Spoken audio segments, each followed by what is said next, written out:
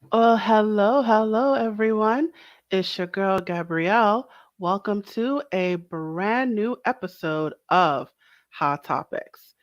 If you are new to this web series, or maybe you just need a reminder, let me tell you what we're about. So, this is a web series where we like to talk our real talk. We like to talk about things that you only talk about with your friends, or you only talk about with your doctors, or you only talk about with your company at the kitchen table with your family members. We like to take those things that we don't really say out loud, or we tend to say out loud, but in like specific circumstances where we like to take those things and we like to put them out in the open because we here believe that people's life journeys and life stories are educational tools. So, of course, we tend to focus on certain topics. We tend to focus on health, uh, physical health, mental health, education, employment. We've done episodes on financial literacy, divorce. We've done a lot of different topics, and today is no different. So let's get right to it. Did I introduce myself? My name is Gabrielle. I'm so sorry. All right, so let's get right to it. I have a guest with me who is going to help me out today. But before I get to my guest, I'm going to talk about the topic of this episode. So, the topic of this episode is Living with a Disability Part 9. So obviously there's parts 1 through 8, right? If you search our video library, depending on where you're watching this episode right now, you will see those prior episodes. We like to repeat topics here because we believe that there is multiple perspectives to the same topic. So we want you to look at different points of view for the same thing. So, yes, we will repeat topics here on this web series. So, let's get right to it. So, I have a guest who is going to sit on the hot seat.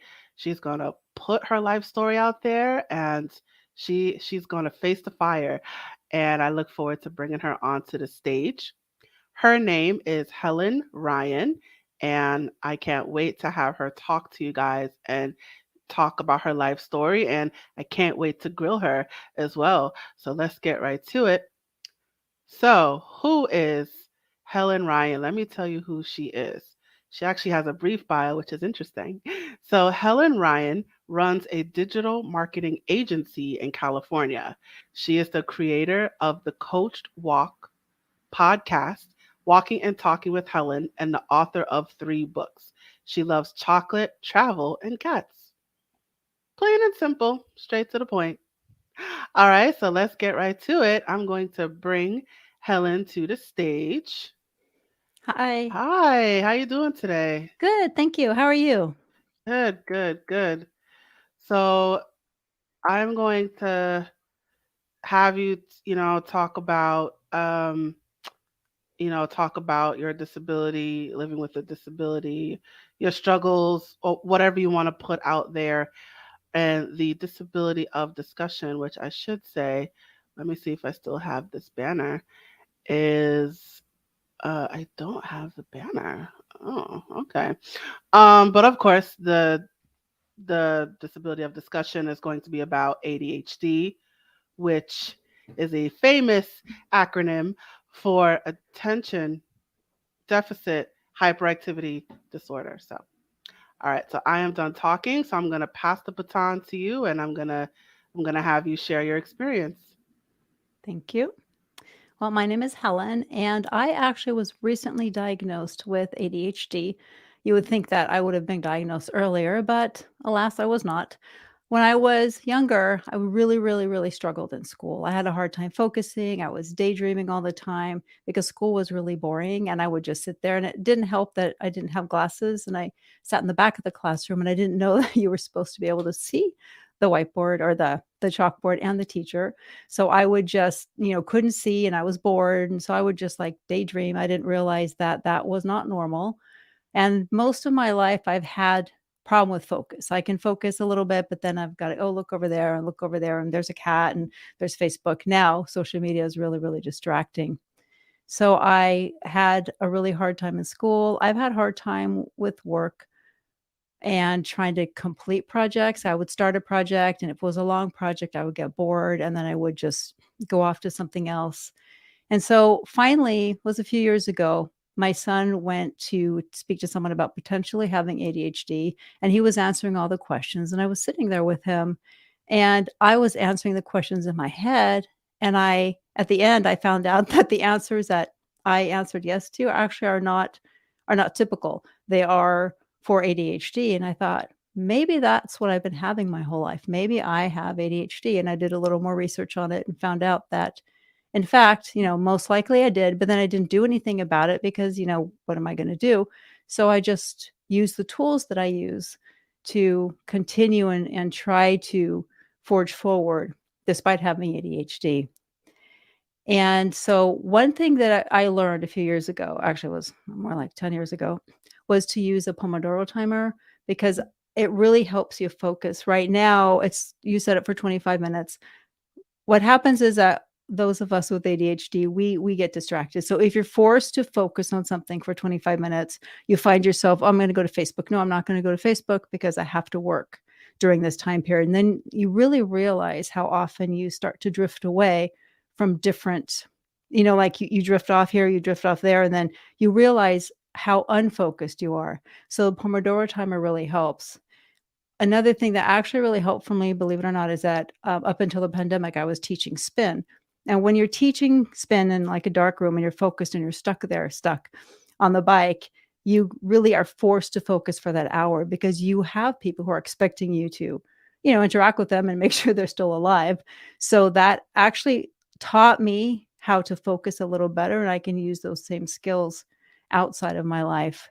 For a long time, I knew I was smart. I just didn't know why I couldn't be successful, why I couldn't get ahead, and why it would take me so long to get things done. And when I started using the Pomodoro timer, that's when I saw, because I'm always fragmented. I'm always doing something else because there's something shiny and there's something different and new around the corner. Now that I'm older, I kind of feel like ADHD is my superpower because I learn really fast. I'm interested in a lot of things. And as I told my son, who was also finally diagnosed with ADHD, is that if we would have done something different in the past, our lives would not be where they are now. And I might not even have had him. So, that is what it is. And I just learned to live with it.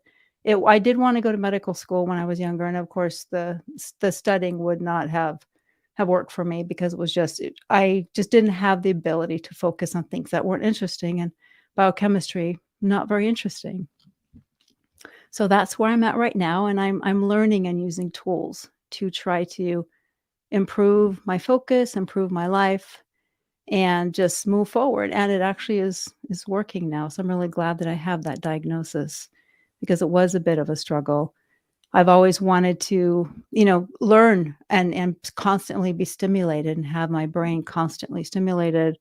And that is life with ADHD. And you're doing things that will, help increase your dopamine levels because then you feel better and you feel more energetic and you feel happier. So you're always doing things that are constantly going to feed and increase that dopamine level.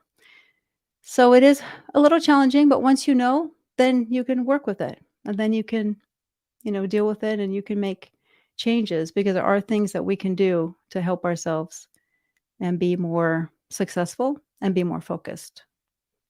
Because that is the hard part, is trying to move forward in life without knowing what you have is very difficult. I also have an autoimmune disorder, so that explained my fatigue. I was so tired for many years, and so that once I found that out, same thing with the ADHD, I was able to then, okay, so this is what's happening. This is what I have, and let's see what we can do to work around that. Because we have to do the best we have, the best we can with what we have. And there are other tools that also help. For me, meditation helps focus and calm me and teach me how to be in the moment and without constantly striving for that new input, the changes, just that different stimulation. That helps a lot. And I also use ADHD focus music if I really have to focus, or if it's a project that I that I don't want to do, because those of us, if you know, with ADHD, we don't want to do things we don't want to do. And we like taxes, forget taxes. We're going to run that extension to October 15th. So focus music, you just put your earphones on and it really helps you focus, because you're not hearing, you're not listening to the world around you and see what's going on, because that's far more interesting than the project that you don't want to do. So there are a lot of different things that you can do to help improve your life and help move forward and be more successful, and not let ADHD stress you out, or not let other disabilities stress you out. As long as we have the knowledge and we have the tools, then we can move forward without, without the stress of like, oh my God, I can't do this. I'm dumb. I'm unfocused. And once you get the answer, then you realize that you are smart. You just want to learn new things. Your brain just wants stimulation. And so that was my little journey with ADHD, and it was interesting. I know it's challenging as well. I know females, girls, women tend to not be diagnosed as much because we present differently. We are often not hyperactive, but we are inattentive. So if you notice yourself, or you have a child who is like inattentive and just not focusing on what's going on, there's a good chance that you might want to get that diagnosed, because that could potentially be ADHD, because we women are not quite as hyper. So it's a little bit harder and not as common to diagnose. When I was in school, there was no diagnosis. There was no ADD or ADHD. At least where I grew up in Norway. Nobody knew what that was, and I was just being lazy from what my grandmother told me. And it doesn't help children when you just say they're being lazy. And the same thing was with my son. He really, really struggled in school, and I would get mad, like, you got to do your homework, you're not doing your schoolwork. And it was really hard on both of us. I wish in some ways that he would have been diagnosed earlier, because then he would have had an easier time in school, and he would have been able to finish college, because it is really hard when you see your child struggling and you don't know why. And you think, just like people thought I was lazy, I thought he was lazy. So that is a little bit of a challenge, because there's no real visible sign that says, hello, I have ADHD. We don't have a little name tag on us. But at least now people are more used to it, and they can diagnose earlier in school. In the workforce, it is harder, because you're expected to do a good job. You're expected to get the projects done with a certain length of time, no matter how boring it is. And you need to show up and work and get your paycheck. So it is challenging, especially for women who are underdiagnosed.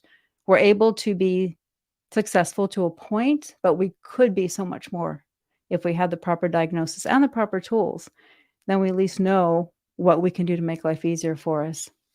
I have a friend who would actually believe she has ADHD, but she's doing okay, but she feels like she needs, to have a proper diagnosis, but yet she hasn't been out to get one yet. So it is challenging, because she feels like, well, I'm doing okay. Do I really need a diagnosis?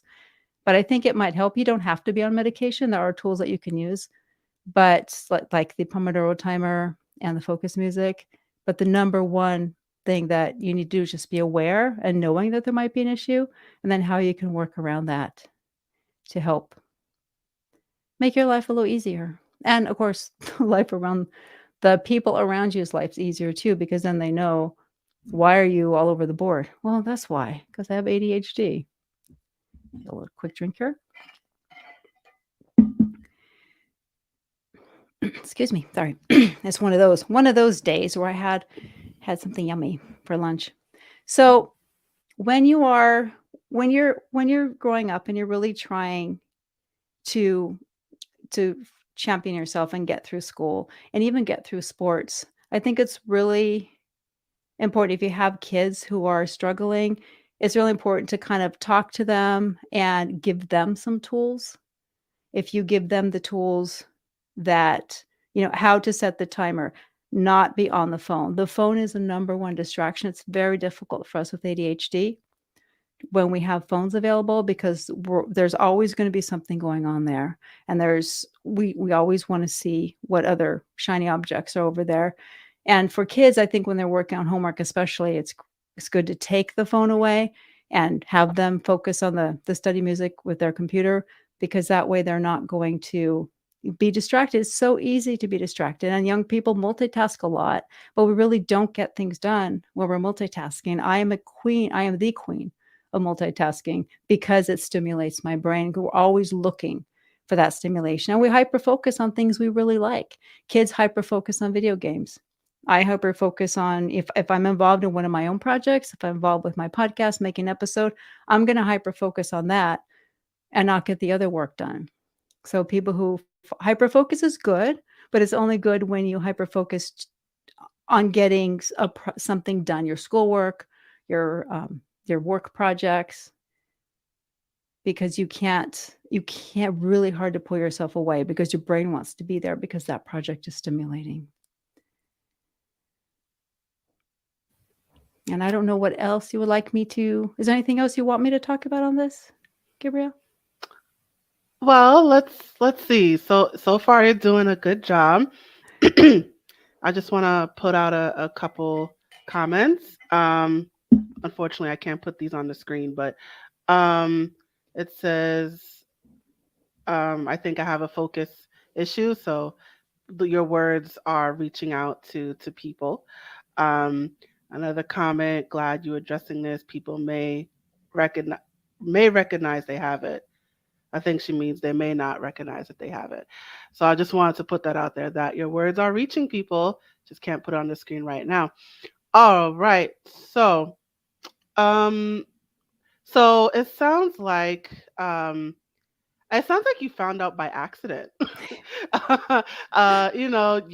You probably thought what you're going through is normal, or maybe you didn't want to face it, and then your son has the same symptoms, and you go to get him evaluated, and you listen to the questions that the doctor's asking him, and you're answering it in your own head, and then you realize, oh wait, I have the same thing.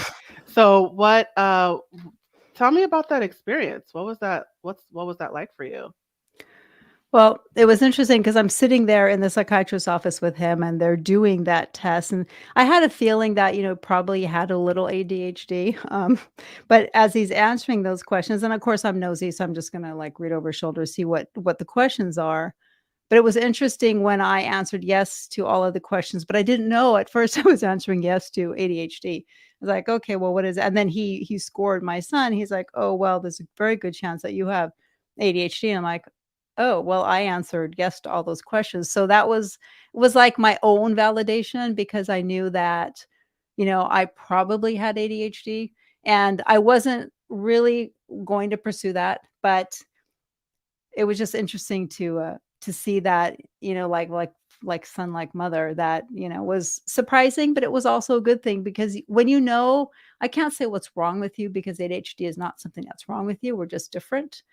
But I think that just knowing what it could possibly be is really a big part of, living with it. Mm. So can I ask what happened that made you get your son evaluated? What was the catalyst? He felt like he couldn't focus, and he felt like something was off. And when he was younger, he didn't know either. When he was in high school, yeah, and through middle school, I mean, I had to fight. We fought, and not fought like angry fought, but we fought a lot, like, in school, because he didn't want to go to school. He didn't want to do this, didn't want to do that.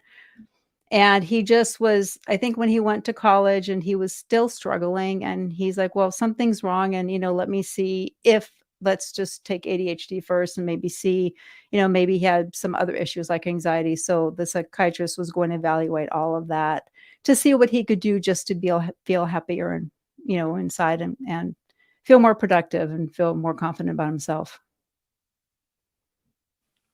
So it was your son that um wanted to get himself checked out. Yeah. And he was adult by then. He went to community college. And he was doing work for me, which actually was, because I run a digital marketing agency, we also do websites. And so over the years, he's gotten better and better, and I've hired him now. But until he actually, when he got on medication, although this, I'm going to a little aside now, and it's like flipping a switch. It was to a point where I almost lost a client because he wasn't getting the work done. But now that he's been diagnosed and he is on medication, he's so much happier and he's getting the work done. And he just feels this sense of calm because he can focus now. Hmm. Okay, so that's inspiring. The fact Yeah. that he was in college and he was just like, I'm really having a hard time. This is not normal. Yeah. And because in high school, they don't know what's normal. We don't know what's normal. He was my first kid. And, he didn't understand. But when he got to college, he realized that he just wasn't focusing like the other kids. And he was frustrated and he dropped out of college and he was working, but he just couldn't focus.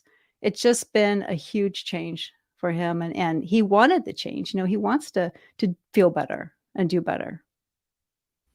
Hmm. All right. So you saw what he wanted, and so you went with him to the. It sounds like you went to a psychiatrist. Yeah.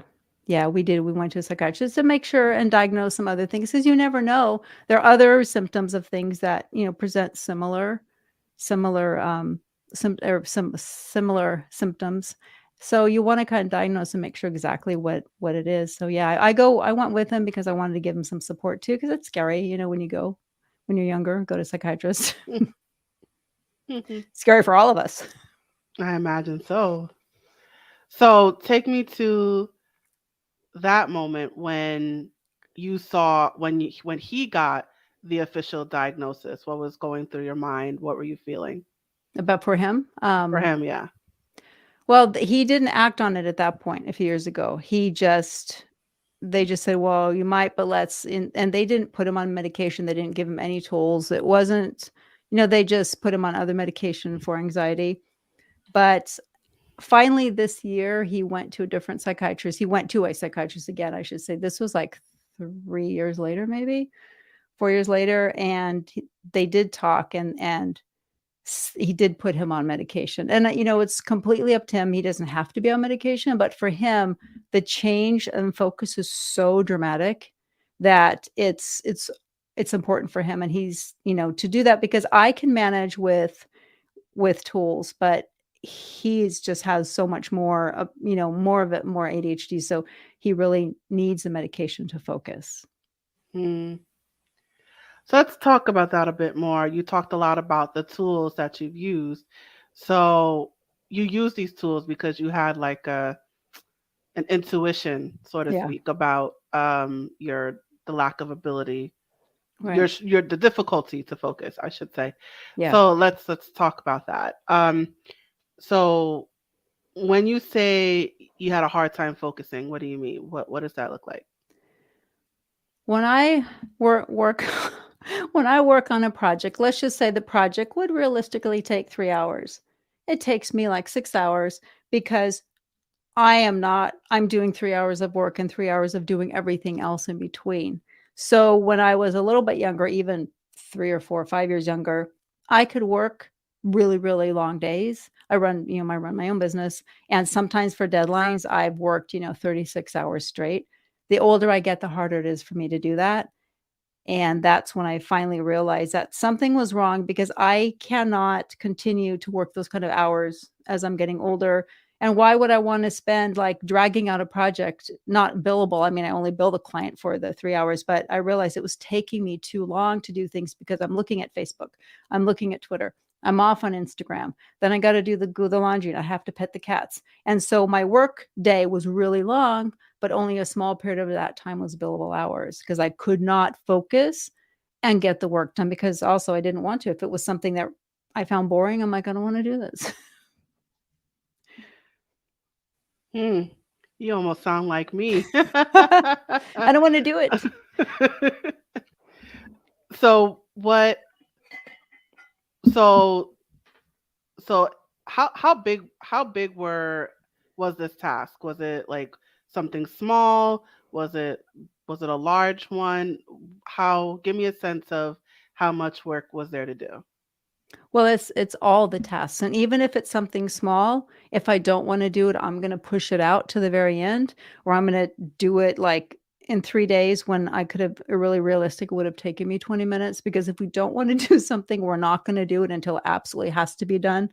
And that's where I finally figured out why deadlines would force me to get things done, because it increases your stress level, increases your dopamine level, and then you can focus a little bit. So that's why I pulled all-nighters, because I do other things during the day and then I work all night to get the project done, because now I have a physical deadline. So it doesn't matter how big the project is. If it's something I'm not 100% interested in doing, it's going to take me longer to do it. It doesn't matter what it is. If I'm interested in it, I'm going to do it right away and I'm going to get it done.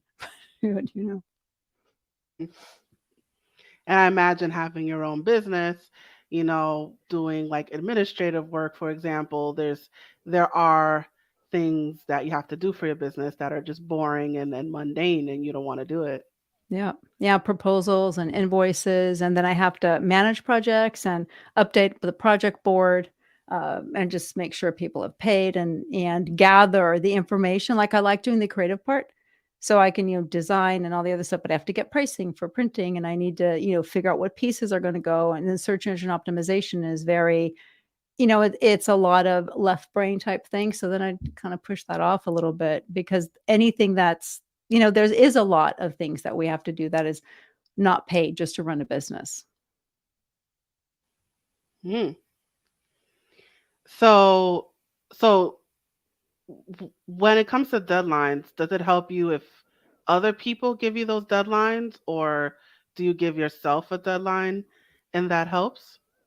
Yeah, other other people have to give me the deadline, or I have to tell a client this will be done on Monday, because then I know I'm going to be working the weekend, or I'm going to be working all day Sunday. If I give myself a deadline, it means nothing. The deadline actually has to be a hard a hard stop. Hmm. So you need like an outside influence, Right. something like that. Okay. So there's a little bit more comments. Just wanted to share. Someone else said that's so me. So, all right, awesome.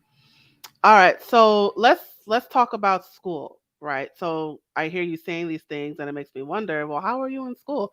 So, what was school like for you? S- School was hard. I It was mostly boring, because they go, school goes slow. It goes a certain pace. You learn the same things every year, just maybe a little bit more. And it's not designed for people with different learning styles. And those of us with ADHD, really, I think things should be faster, more interesting, and just not go over the same things over and over again. Okay, we got it. Let's move on. And so I completely like just didn't even focus, didn't concentrate. When I sat myself, for example, I accidentally got put in an advanced German class. And then only thing I'd taken before was colloquial German. So my very first grade was actually the teacher wrote crap on my essay. So that would tell you where I'm at. But then somehow that crap grade made me focus, and I ended up finishing with a B.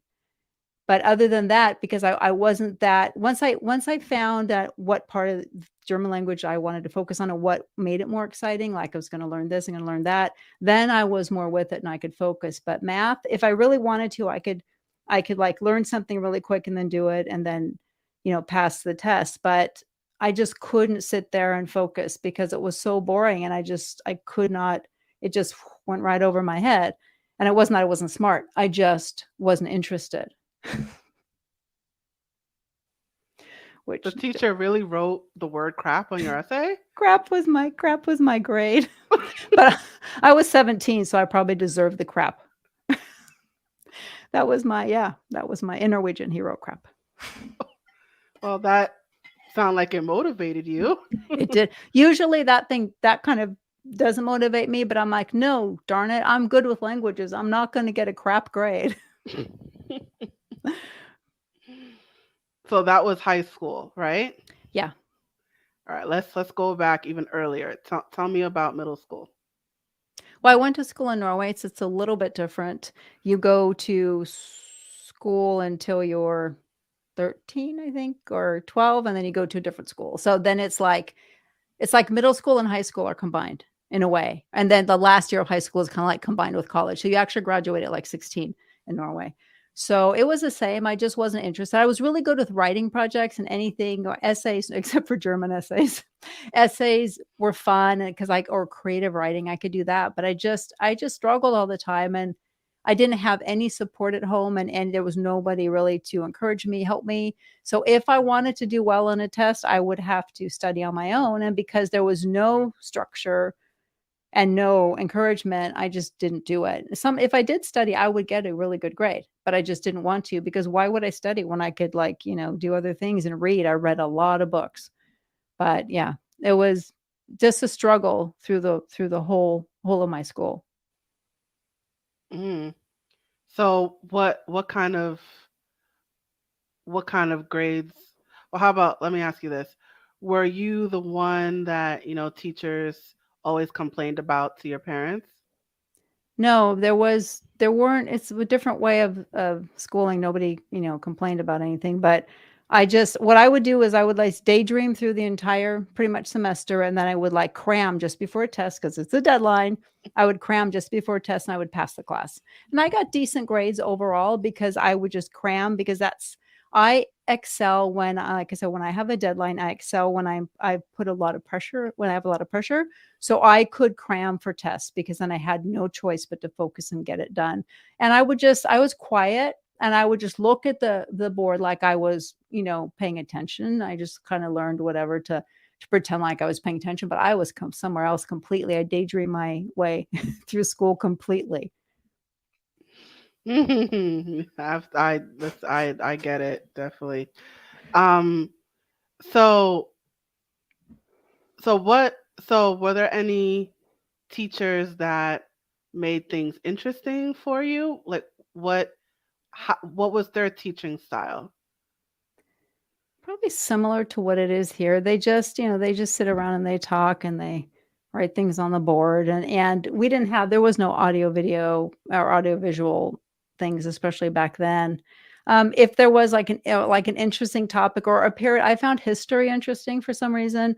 And then because then I would learn something and then I could go and read books on it at home. So I kind of immerse myself in different topics through history because history for some reason was fascinating. I mean, we're not talking about like the boring part, but all the things that have happened through time in the world. That was interesting because there is a lot to learn, and I would focus on that. But languages were easy for me, but the other classes, science, snore, and I took biochemistry when I was like in the high school slash college, like in Norway. I took pre med biochemistry and that kind of stuff. And believe it or not, I did well in biochemistry because I was interested in becoming a doctor. So I'm like, okay, I have to learn that. But everything else was just boring because when people drone on and on and on and on, you just can't focus. If they're more animated or if they come up to you or show you something, then you can focus. But people with ADHD, we just can't do that whole lecture on and on and on because we just we can't focus at all.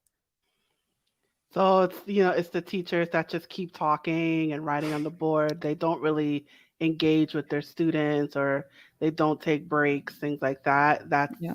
That was when you were daydreaming and you were just lost. Yeah, completely. Because there was nothing interesting. Because they could go on. Well, we already covered that like 20 minutes ago. Why are we still talking about it? That was my brain. I would never say that. I was really polite. I just was not interested, but I had to go to school because it was the law. Otherwise, nowadays, like, my son, for his last year of high school, he did the partial, so the hybrid. So he did some classes where he'd just go in and check in, and then he would study at home. And then he did 2 classes on his regular high school campus. And that worked really well for him. And that probably something like that would have worked well for me because I could go through the material quicker than in a regular classroom where they just repeat the same information because you do lose the kids who don't have the ability to focus. Hmm. So so you see so what do you so then let me ask you, what do you think about the new strategies that we have today for kids? I don't know how much I'm sorry, are you still in Norway? Are you No, in I know. I'm here. I'm in California. You're in California. All Yeah. right. So, what do you think about the new ways that we're teaching kids today? Now we have all these smart boards, and there's we have the remote learning, and there's a lot more. it seems like there's a lot more interaction and there's a lot more technology that's involved. So, what do you think about all these new technologies that we have today? I think it's good to a point. For example, some people and some children are not they don't connect with technology. They don't have an aptitude for technology. They do better with someone talking to them and explaining. Other kids, other people do better studying on their own, like this is the tablet and these are the interactive quizzes and things like that, and they don't need someone talking to them all the time. It's really hard. I think it's really hard to cover all the different learning styles. I prefer to read. So if I watch like a few months ago, I took a 3-day not a lecture, but a 3-day what do you call it? A retreat thing. And it was like, and they went on and on, lots of talking, lots of talking. Well, you're going to lose me because I learned through reading, maybe because, I was nearsighted and I didn't have glasses. And so I have focus, but I need to read. So some people need to read. Some people do better when they watch videos or do interactive games. I think it would be good to try to reach more learning styles, but how can teachers do that when there's so many different learning styles in one classroom? I think that would be hard, but finding a mix that works for everybody, or maybe options where maybe you prefer to read a book, you prefer to watch a video on the subject. Right, more variety. Yeah. And that meets your learning style, because I'm not when I listen to lectures, I can't retain it. When I read it, I can retain it. Some people are the opposite. They can't retain what they read, but they can retain more when they hear it or when they see it. So I think giving people the same material in different ways, you want to listen to it and you can read this book and video, but I don't see that that's really possible to present material in like 3 different ways for people. I think that will be hard, but maybe I think we're going in a much better direction than when I was in school. Hmm. And then you were in Norway, so Yeah. I would imagine, it was a different school system, and I imagine that as well. So I just want to make sure we get this in. So let's talk about your tools more. Just want to make sure we get this in. So you talked a lot about a Pomodoro timer. What is that? Well, Pomodoro, that's based on the Pomodoro sprint methods. I almost feel like I want to say Pomodoro like tomatoes, but it's not. So what that is it's 25 minutes of work and then you take a break. I use online, there's a website called egg.timer, I think it is, or egg timer or something like that. It's free. You set it for 25 minutes. Sometimes I set it for 55 minutes because I find for me that 25 minutes is a little too short for me to get into something, get back out again. But you set a timer or use Pomodoro timers, which they have. You can even do it on your phone. And you set it for 25 minutes. And in those 25 minutes, you are doing the one thing that you set out to do. If you're going, let's just say you're going to get ready for your taxes, 25 minutes, you're going to sit and go over and find everything you need for your taxes. You're not going to, go make tea and go take out the trash and go look on Facebook. And that's what I do with my time for my projects. Now I like 25 minutes or 55 minutes. I'm just going to do this. And I feel myself reaching like for Facebook. I'm like, no, we're not doing Facebook. And when you're more aware, that really helps you become more aware of how many times I stop what I'm doing to do something else. It really helps you learn exactly what you're doing and then how to pull back on the things that you're not supposed to be doing during that time period. So you're giving yourself that pressure. Right. It really does help. All right, I was looking it up online. Let me see the egg timer we're talking about. So I'm gonna pull this up and see. It's something like that. Yeah, and so you put in 25 minutes or 55 minutes, you press start. Now this one happens to have a really obnoxious buzzer at the end. So you just put in 25 minutes. So that's 25, okay, seconds, 25 minutes. Oh, I did seconds. Wait, how do I go back? Okay. And then, 25. but I wonder how you make it a I see minute. minutes, Oh yeah, but yeah. So do do I that. type in the word minute? Well, just maybe haven't used there 4 Okay. minutes. Okay. Well, All yes. right, we'll figure it out. Yeah. Yeah. I can't. I'm like, oh, I can't see. It might be like there last 5 minutes. So we 5 just minutes. put in the 25. I'm not sure. It's been a long time since I've used that one because I've There okay, it is. All right, we type in the word minute. Okay, we got it. and then you can make it, but it's good because it really helps you organize your day more because I'm not organized. I like to do many things. So it really helps you focus, and it's free. Okay, there we go. Just wanted to share that technique there. All right. Let's go back. All right. Back to me now. All right. So that's the timer, that's one. You also mentioned like you use a lot of planners and notebooks. Yeah, I do. My entire life, I've had planners and notebooks, and I do it for like 2 days and then I stop. So now, what I'm really trying to do is I made a custom planner. There's a couple of different websites where you can make a custom planner and you can put stuff in there the way that you want it to be because regular planners don't work for me. So I can create my own sections with notes and everything like that. And then that has helped me more than the standard planner. I always wanted to be organized. I just never was. And now I know why. Hmm. Do you want to tell me the website real quick? Maybe I could pull it up. There's 2 of them. One of them is Agendio, Agendio. That's where I got the planner, 2 planner the planner go. Last time I got a different planner, but I think I like Agendio better now. Okay. I have this website, so let me just share the screen. Okay. Customizable planners. So this one, Yeah. that's They backward. they Okay. are a little pricey, but, it's worth it. You can customize the sections, so not just the day you can put I don't like the ones that have times all day. I'm not gonna plan out every hour of my day. Not gonna happen. So you can make I put like a brain dump section, so I can put brain dump, I have note sections. Okay. You can create your own, you can change the text. You can Okay. you can even have pages that have those little dots for bullet journaling. You can even do that. Oh, okay. Now the other one was plum something or other, and that's one I got last time, but it was way too big, and I had to have a bunch of pages taken out. Agendia was sleeker, but, and you can do your own, and that's what's really cool is that you can just customize whatever and however it works for you because everybody's different. Hmm, awesome. All right. All right. So we are starting to wind down. So do you have any words of wisdom you'd like to share? Any final words of advice you'd like to impart to our viewers?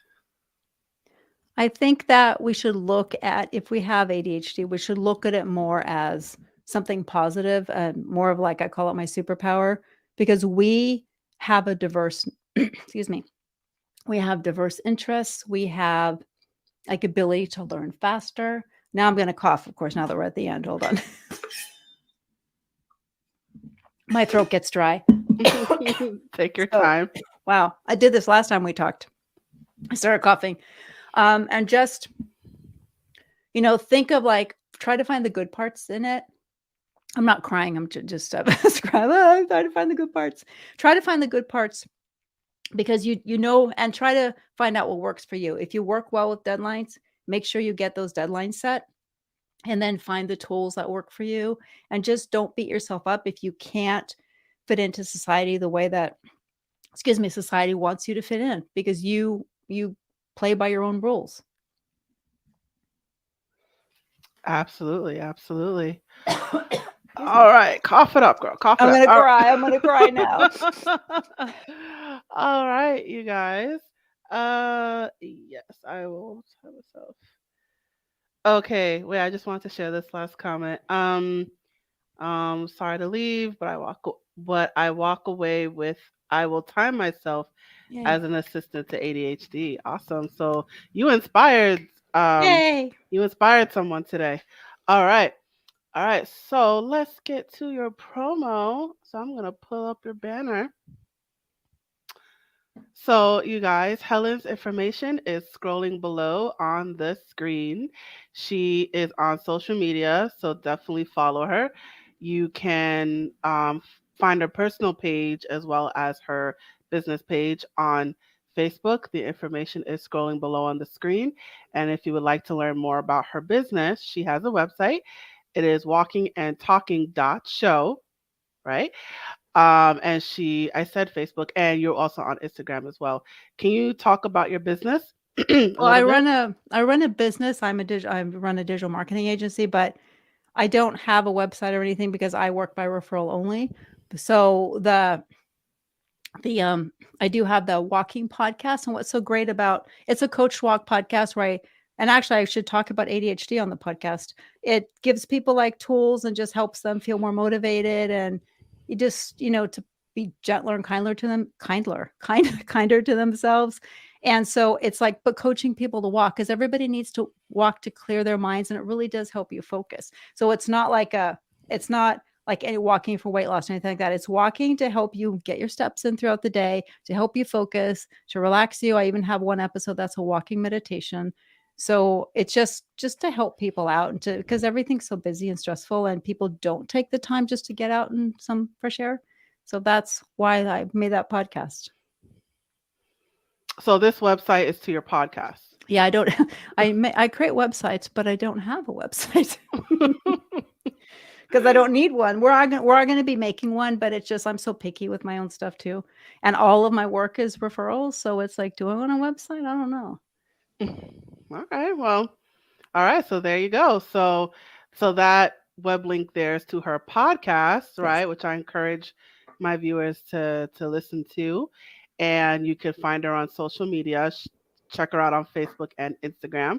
I encourage you guys to follow her and to reach out to her to learn more about her services. And I guess it sounds like you help people exercise Yeah, or get I just get them motivated to do things. I used to be a personal trainer and a group X instructor, but I'm not doing that anymore. But I'm helping people just get motivated, and I do some like mindset coaching around that, because it is really hard, and just to just try to focus and just make people stronger inside and out, because when you do things with your body that you didn't think you could do, like, suddenly you could do push-ups and you couldn't. It's just so empowering and freeing, and I love to help people and just live better lives that are just like more calm and happy. There you go. There you have it. So to the viewers watching, if you need something like that, definitely reach out to Helen. Her information is scrolling at the bottom of the screen, and it will also be in the description for those of you watching this on YouTube. All right, Helen, thank you so much for joining me today. I appreciate you telling your story. Thank you for having me. Yeah. All right, I'm going to place you backstage now. And you guys, let me just do that. It is just you and I. So let me get up my banner here. All right. And we have reached the conclusion of our episode. Thank you so much for joining us today. Whatever platform that you are watching this episode right now, whether that is Twitter, Facebook, YouTube, maybe Instagram, wherever you're watching this, please check out our video library for more videos and clips. And don't forget to follow us. And while you're at it, let us know what you thought about this episode by leaving a comment in the comment section below or in the comment thread. And as a reminder, this web series is a production of A Step Ahead Tutoring Services.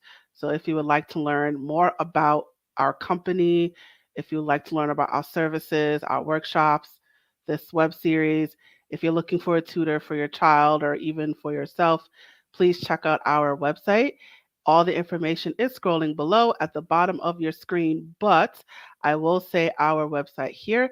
It is www.astepaheadtutoringservices.com. And I also encourage you to sign up for our email list and our texting list. That information is also scrolling at the bottom of your screen.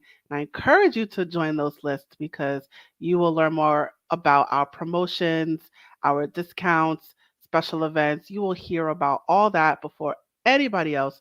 So I encourage you to sign up for our email list and texting list.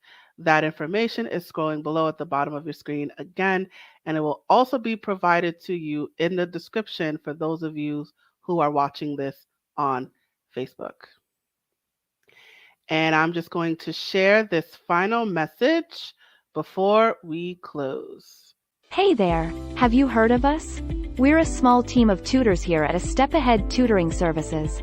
We believe that education and information should be accessible to everyone, regardless of income, race, or creed. We're dedicated to making this happen, but we need your help. Please consider making a donation to our company. No amount is too small. Your donation will allow us tutors to remain employed, offer free and low-cost services, put on productions like this web series, and reach out to families nationwide.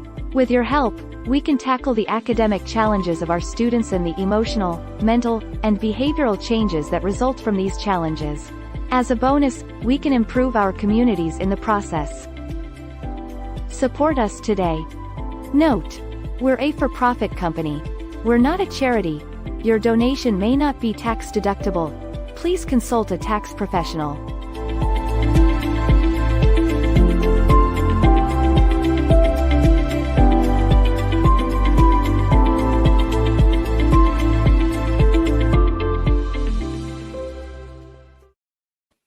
Awesome. And I just want to make this quick note before I close this episode. If you or anyone in your family wants to get evaluated for any learning disabilities, or you have a suspicion that you may have it, or after listening to this episode, some of these things resonated with you, some of these things definitely resonated with me, I encourage you to talk to a doctor about uh, these symptoms. It'd be better if you went to a neuropsychologist or a psychiatrist if you're curious about medication. But I encourage you to talk to your doctor and to have yourself evaluated if any of what we said has resonated with you today, or you see the same symptoms in your child. So there's no shame in having a second opinion from a doctor and getting that diagnosis. Um, so I just wanted to share that little PSA. So once again, if any of what we talked about resonated with you today, or you see the same things in your child, I encourage you to go to a doctor and have yourself or your child evaluated. You can go to a general doctor, although I've heard it may be better to go to a neuropsychologist or a psychiatrist if you're curious about medication. But whatever doctor, I encourage, or a psychologist, I'll put that out there as well. But I encourage you to have yourself evaluated and checked out, or your child. That's it for my PSA. And that is it for this episode. Thank you so much for joining us. And I look forward to seeing you at the next episode. And now I am signing off.